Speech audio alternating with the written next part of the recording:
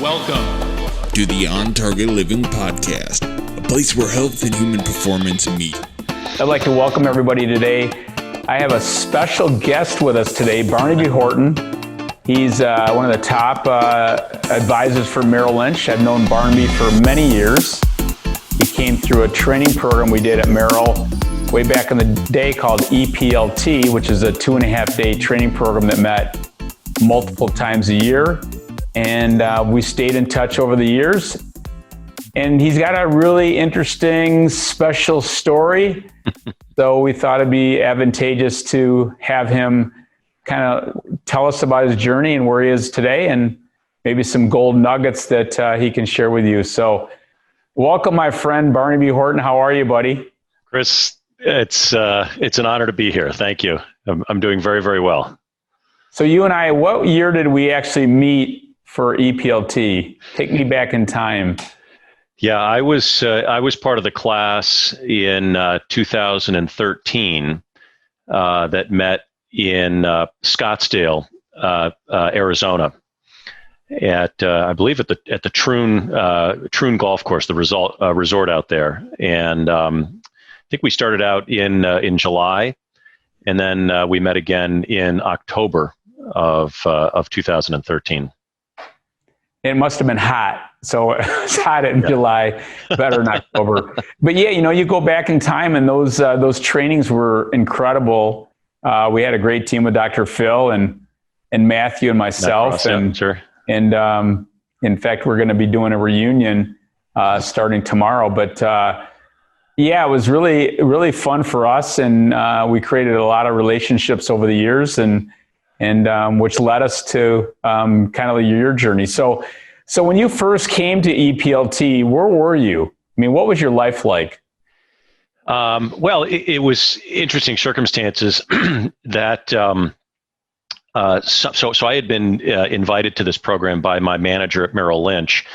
And I remember distinctly when I received the invitation, I said, I just simply don't have time for this. It sounds a little too, frou-frou for me. And there's that little voice in the back of your head that says, well, maybe you should give it a try. In my personal life, I had just gotten back from a family trip in Italy. And it had been building up to this point. My wife at the time announced that she would like to divorce me, and we had been in therapy, in counseling anyway, so this wasn't a surprise to me necessarily. So, I guess you could say proverbially at that time in my life, we were struggling a little bit in our business. We were sort of at that point where we could see how the truly successful advisors were doing, but we couldn't seem to get past the glass wall, if you will, to actually be where the successful advisors were. I had peaked out probably the summer before at about 240 pounds, and didn't have a great relationship, obviously, with my wife at the time, and didn't have a real good connection with my kids either. So it was summer of 2013 was a tough summer, and I almost let this train pass me by. But something said, I needed a little break from the action, so I thought I'd head out to Scottsdale and at least see what the desert was like, maybe get a good tan and relax for a couple days. At least you got a vacation, right? Sure, but that's what I was thinking. Sure. Yeah. So what happened to you? So again, you're in a challenging time, obviously an emotional time in your world, with your family, your personal life. Business is kind of stuck in the mud, and you come to this program, and what happened? Look, there are lots and lots of people that I've spoken to about On Target Living and about the EPLT training program that we did. You see people on these videos, and you see people out there, and they say, this changed my life. I couldn't tell you in any uncertain terms that attending this program changed my life. And as we go through the story of the last 7 years of my life, we'll get to why we're here today. But that meeting changed my life. I think we were, whether it was you or whether it was Dr. Phil or Matt or one of you was talking, and I remember sitting at a large table in the conference room, in the ballroom, and literally the comments that I heard was, does your wife want to leave you? Do your kids hate you? Are you eating badly? Are you stressed out? I know that's not what he said, but that's what I heard. And I literally sat there with all these other high-powered Merrill Lynch financial advisors, and I started to weep. I mean, I actually started to cry because that voice came through to me at that moment. And it's one of those things where you go, all right, and you look around at these weird green drinks and these strange green pills and this viscous oils and all this weird stuff. And you sort of make a decision. Well, I don't think that Merrill Lynch is trying to kill me, so why wouldn't I just try this? And so that was sort of the beginning of that journey. So, and again, I remember when I first did. The first time we did a training with the three of us, Matthew Cross, Dr. Phil Nirenberger, and myself, we did a survey with all these top advisors from Merrill, and it would kind of give you an idea where you're at, what kind of a learner you are. Sure. And I remember that I was, out of all the people in the room, it was one of the first classes we had, of all the people in the room, I was most like Dr. Phil. And I thought to myself, that guy's just a nut job.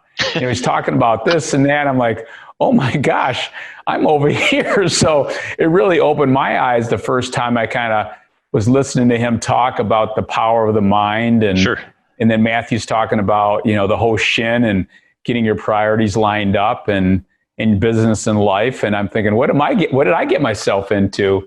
Yeah. And again, after I think 8 years together, we've learned a lot over the years. And again, when your mind is open, many times the teacher shows up. So, and that's really the story, Chris. I had met Dr. Phil Nirenberger on a couple of occasions. He had presented at a number of other Merrill Lynch functions that I had attended. And I really liked what he had to say. It was actually funny. He also gave us a CD of breathing and relaxation exercises. I actually told him that the first time I experienced his CD was when I was driving over the George Washington Bridge. And he said, probably not the right time to be doing your relaxation exercise. But I'm not sure I felt the full impact until I had been at that point in my life where, suddenly all of that teaching had sort of, it all made sense, if you will. The fitness and the nutrition piece, Chris, God's honest truth, and I say this, with all sincerity. The dinner I had at the hotel in Scottsdale the night before I met you, so you arrived the day before. I can remember sitting out overlooking the desert. And I said, boy, I'm gonna eat healthy tonight. So I think I should have some chicken, and maybe I should have some starch, and I should probably have a drink that has some type of nutritional value to it. So I distinctly remember the last dinner I had was a fried chicken on a waffle with a ginger, with a vodka mule. I mean, what was I thought that was healthy eating. I mean, sure. God's honest truth, I thought I was being healthful. And I mean, boy, well, you had the waffle, so that was a good thing. Within 24 hours, I mean, my life had been totally rocked at that point.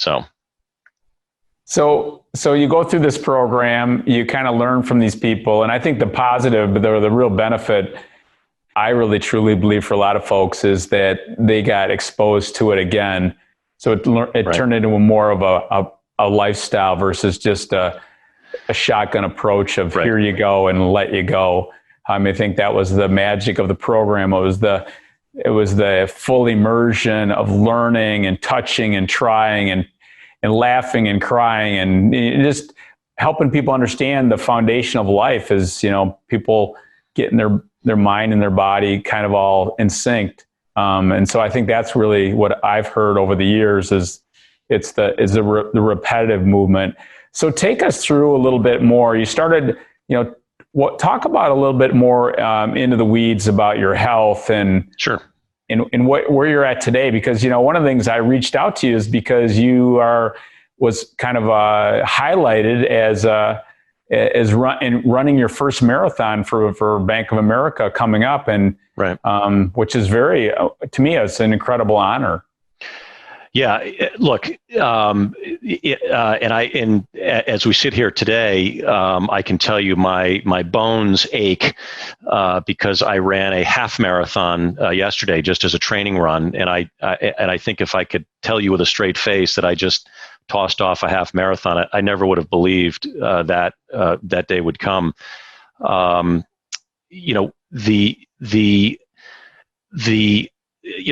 immediate outcome of the first session that we did was to, I had the cookbook, and I obviously was at a point in my life where I had to learn how to cook. And so I said, well, I may as well try.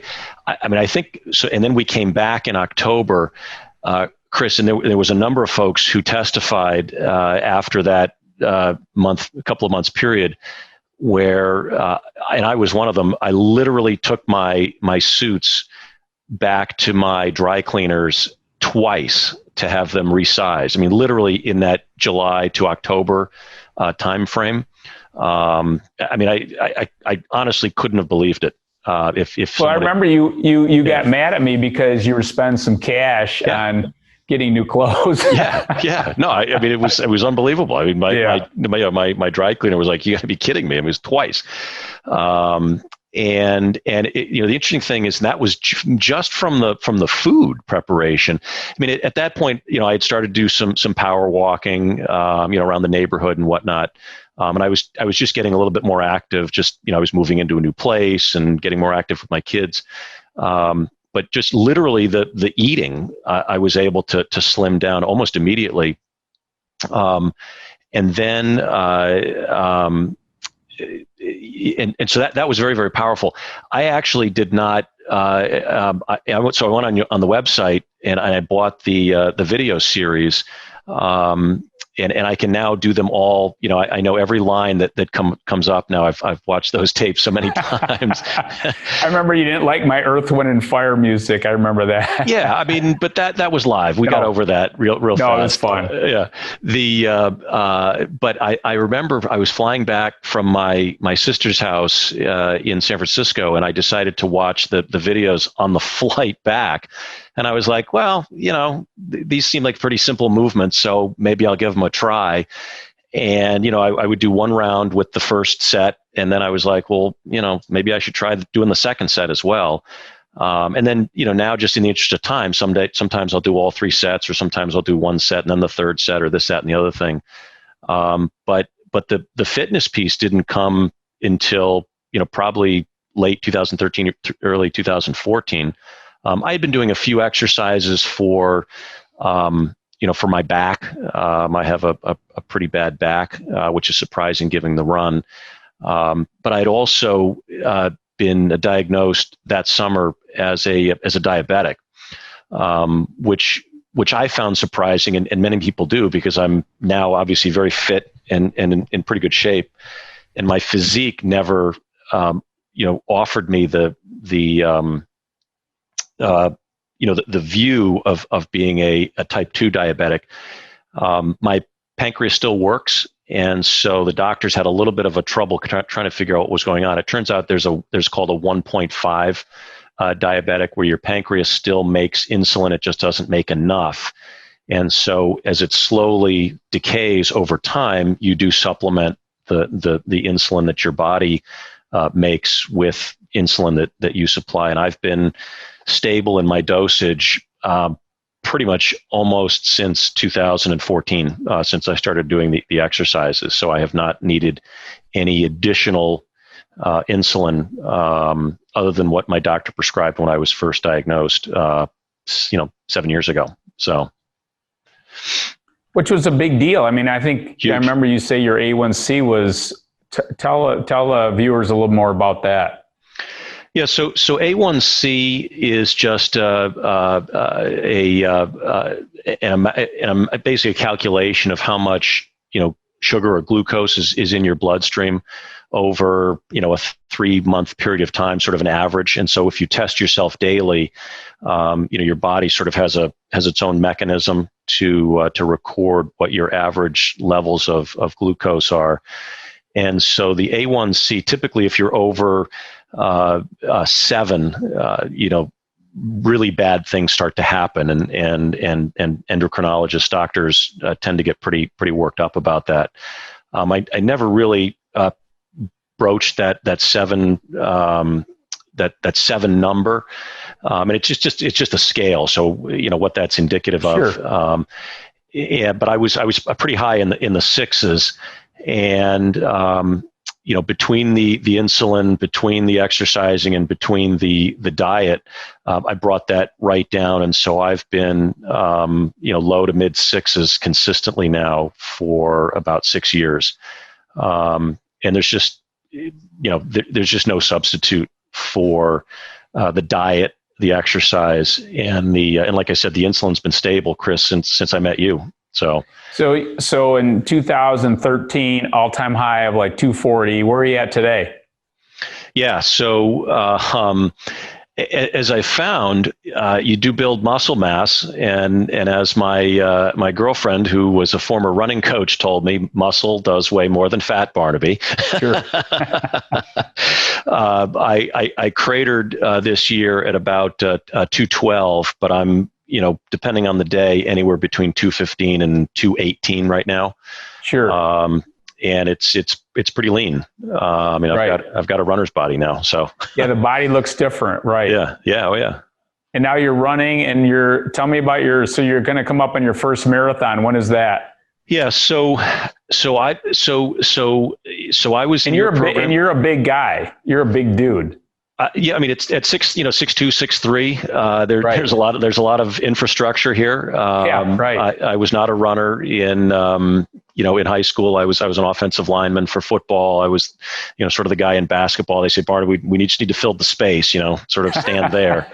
And I was a weight man in my spring sports. So I threw shot and disc, occasionally javelin, and once or twice the hammer. But yeah, I mean, I've always been pretty lean, and I could hide. I mean, the 240, you wouldn't necessarily know that sure. I was a little pudgy, but I had been running. So I started running 5Ks then in April of 2014. I had been doing my power walking, and after that first 5K, I took a business trip to San Antonio. I was sitting in my chair or my seat in the plane, and I could not move. I mean, my legs, my body just were racked for that first 5K. And I said, I gotta man up and start doing this. So I started getting onto a 5K circuit. I ended up placing 3rd in my division, which is the Clydesdale. So that's runners who are over 200 pounds in 2018. I was very proud of that result. But it just didn't feel like it was enough. I mean, you always ask, what's your why, Chris? And I just thought at this age, I'm 51 years old, that there was a physical challenge. I just didn't want to be at the further edge of my life and ask myself what it would be like to run a marathon. And so after running, I ran a 5, a 10, and a half this June over the course of 4 days. And, my girlfriend basically said, well, why don't you just tack on a marathon to that? And why not? Right. And the Hartford Marathon Foundation. So the Hartford Marathon is typically run the second weekend in October. Everything is virtual these days because of COVID, of course. And, they have a challenge. So it's not only the marathon, they actually have what they call the Grit and Gutsy Challenge. And that's to run a 5, a 10, a half, and a full, all in the course of 4 days.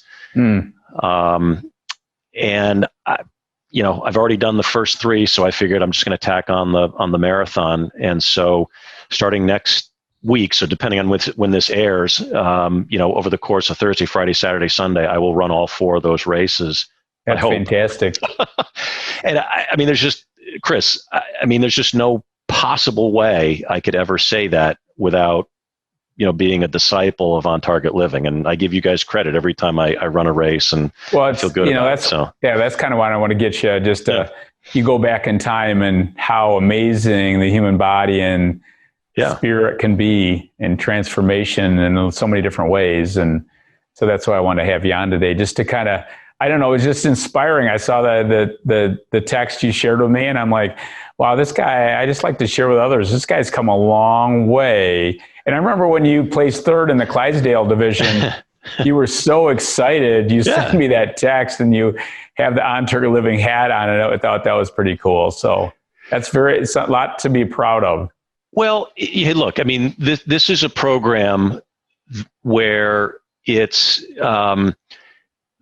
there's no great secret to eating well, except having good knowledge about what you're eating. Your cookbooks and your process, the emails and the various updates that I receive, kind of lay it out as to what to look for, when you're shopping in the supermarket, and how to put things together, when you're cooking meals. As it turned out, I dropped my daughter off at college about a month ago, and in July I said, well, this is your last month here at the house. What foods? What can I make you? And Chris, I swear to God, the first thing she says was, Dad, I want that Szechuan beef recipe. I want you to make that Szechuan beef. And that was one of the first things I made her out of your cookbook. So, well, it's interesting you say that, because we have so many people reach out to us and say, hey, can you give us a diet, or can you give us a workout? And we can do that. But as you know, it really doesn't work long term, because you really don't have the knowledge to pivot when you need to pivot. And I think that's what you learned along the way, is you learned how to make some simple things. You learned how to pivot, how to move things around, how to exercise here and there, and I think that's what's missing out there. And I think that's, one of the reasons why I wanted to bring you on, is like, it just didn't happen overnight. It took some time and perseverance, but as we know, it's developed in the process. And as long as I've been doing this, it's all about the process. And once you teach people how to be able to pivot on their own, then they have the magic to make the turns and the changes that's necessary to make it their own, and keep that motivation going. So. Yeah, I think a lot of people just feel like they've got to do everything right now. And we live in a society that's sort of instant gratification. Look, this has been 7 years in the making. I didn't decide to run a marathon 7 years ago. It never would have succeeded. But look, I think your program is also very, On Target Living is also very, very realistic, in the sense that you all have figured out, I think, how to understand, the mental aspect and the emotional aspect of this, and that is that it's okay. I get your videos after the holiday season, and Matt is splayed out on the sofa, but you're gonna have cake and ice cream over Christmas, so it's okay to fall off for a couple of weeks. So the 80-20 rule for me has been enlightening. I literally went home and I mapped out my meals, and I said, all right, I'm going to have 21 meals over the course of this week. Yeah. And I can have hamburgers and pizza and ice cream for, 4 or 5 of these meals. And I'm okay. And that's okay. It's okay. Yeah. Yeah. You give yourself permission, and that's it's interesting. Huge. I'm writing a new book now, and it's approximately 30 chapters, but the first 8 are all about the mind. And so how do you got to get the mind right, and your health begins in the mind, which that's what happened to you. Your health began in your mind, and so many other things. Well, and so I guess, the lesson that I'm learning. So like I said, I've never really been much of a runner. I've done a couple of 5Ks. There's definitely a zone that you get into when you do a longer run. Right. And so the the mental aspect and the mental training that goes into doing a physical, output like a run, maybe the hip hurts a little bit or the ankles hurt a little bit, but at the end of the day, it's your mind that's telling you, all right. I mean, when I started doing the extended run, so the 15, and then 2 weeks later I do the 19 miles, and then 2 weeks later you do the 21 miles.